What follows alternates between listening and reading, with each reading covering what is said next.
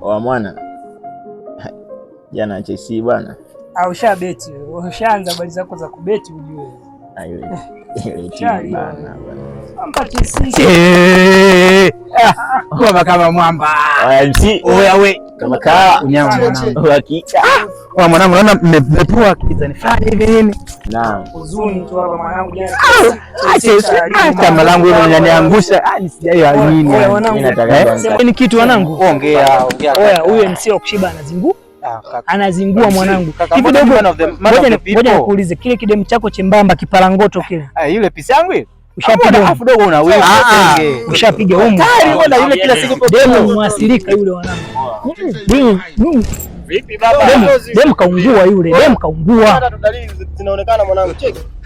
Nywele zinanyonyoka mwanangu. Ni rangi inaanza kubadilika rangi.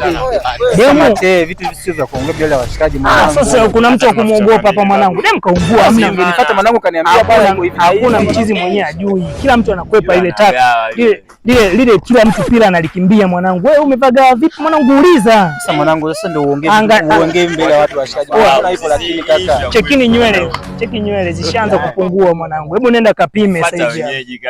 Hata vipimo vya kujipima mwenyewe vipo sasa hizi. Ile wala kuikisia. Juzi nimemkuta demu wako yuko na mchizi. Huyo. Basi. Sio basi. Basi kaka. Mimi ninachokuambia mwanangu si basi. Basi kaosha. Wewe kama ukafanya ushaungua akajipima mwenyewe huyo. Kila mtu jioni. Unapoelekea ni wewe mdogo wangu. Tena ujiangalie kama una mache